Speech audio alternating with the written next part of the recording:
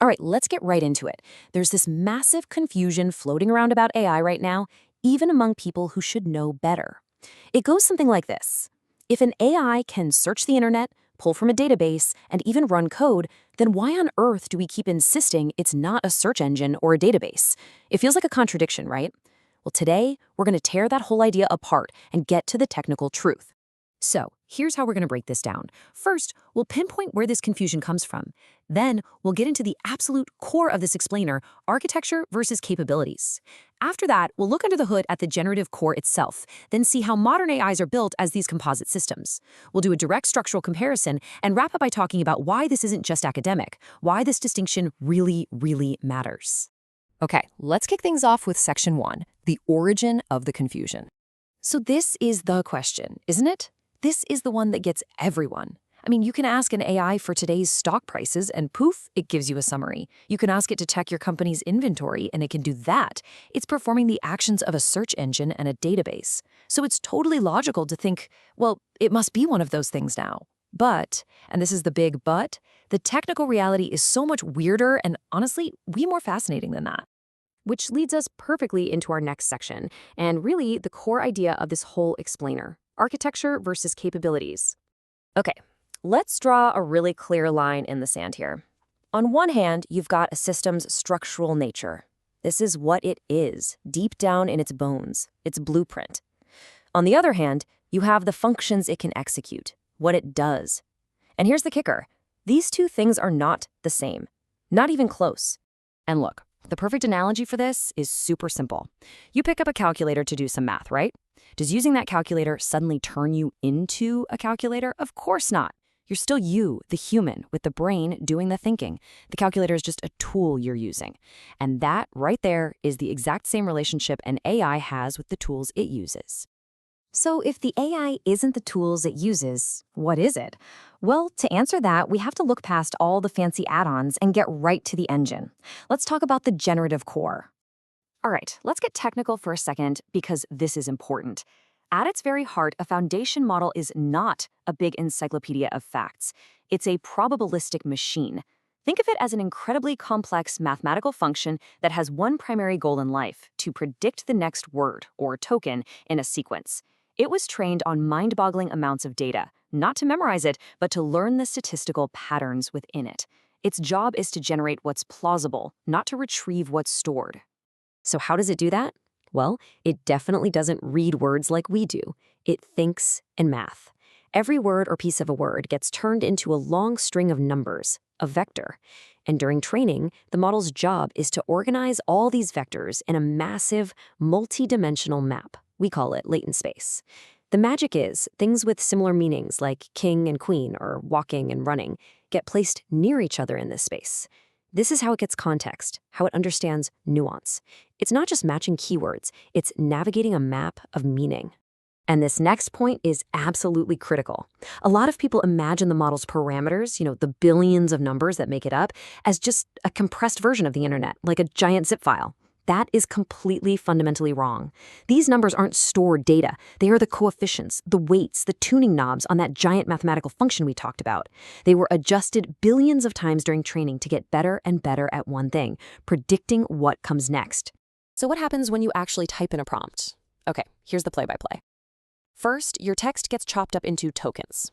Then, each token is turned into one of those numerical vectors we mentioned, and it's stamped with its position in the sentence. Those vectors then get fed into the transformer architecture, where a really cool mechanism called self-attention figures out how every single token relates to every other token. And after all that number crunching, what comes out the other end? Not a single fixed answer. What comes out is a list of probabilities for what the very next token is most likely to be. Okay, so that's the engine, the generative core. But today's AIs aren't just that engine running by itself. They're part of a much bigger setup. This brings us to the modern composite system. And the perfect example of this is something called Retrieval Augmented Generation, or RAG. This is the secret sauce for how an AI gives you up-to-date info. Here's how it works. Your prompt doesn't go straight to the model. First, it triggers a search of an external database or the web. The system grabs the most relevant documents it finds, and then, and this is the key, it stuffs that information right into the prompt, behind the scenes. Only then does the foundation model wake up and do its thing, which is to synthesize a new answer based on the fresh context you just handed it.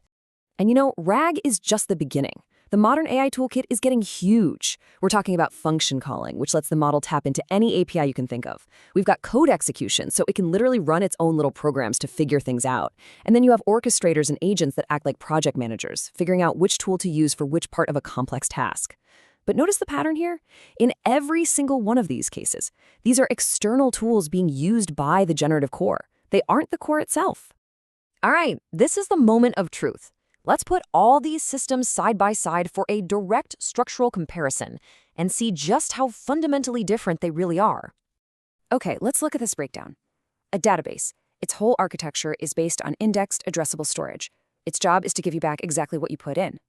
A search engine. It's a giant index with a ranking algorithm. It doesn't create anything. It just gives you a ranked list of documents that already exist. A calculator. Totally deterministic. 2 plus 2 will always be 4. It follows a rigid algorithm. And then, the generative model. Its architecture is a probabilistic neural network. And its result, it's synthesized novel content. It's creating something new based on patterns, not just fetching something old. Okay, so let's take on some of the most common objections you hear out there. The first big one is this. Come on, it's just a compressed database. Well, the technical rebuttal here is pretty clear. No. A database is all about exact retrieval from a specific location. It's designed for perfect recall. A model, on the other hand, distributes what it's learned across billions of parameters to make a probabilistic inference, an educated guess. One is about storing, the other is about generating. They are architectural opposites. And that brings us to the big one, the one that really trips people up. Okay, fine. But if it can search, then it is a search engine, right? And here we come back full circle to our main point. Using a search tool does not change the model's fundamental architecture. The search engine is a separate piece of the puzzle. It's a module that goes out, grabs the data, and brings it back. The model is the probabilistic core that then takes that data, understands it, and synthesizes it into a completely new response. The search engine finds the ingredients, the model cooks the meal. So you might be thinking, okay, I get the technical difference, but why does this matter so much? Well, let's talk about that, because the real-world implications here are huge. I mean, just think about it. If our lawmakers try to regulate a probabilistic creative system as if it were a simple, factual database, that regulation is going to be completely ineffective. If we're teaching the next generation that AI is just a fancy search engine, we're not preparing them for the world they're actually going to work in. Businesses that build strategies expecting the reliability of a calculator from a system designed to be creative are just setting themselves up to fail. This isn't just semantics. This misunderstanding poisons everything from public policy to business strategy. So let's just state the core truth as clearly as possible.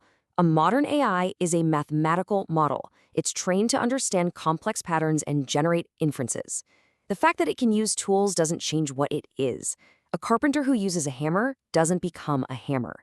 And a generative model that uses a search engine doesn't become a search engine. And really, this pushes us to ask a much better, much more important question. The real debate shouldn't be about which tool an AI happens to be using today. The real debate is, what kind of statistical intelligence are we actually building here? Because that's what's truly new. And understanding its nature is the only way we're going to be able to shape its future wisely.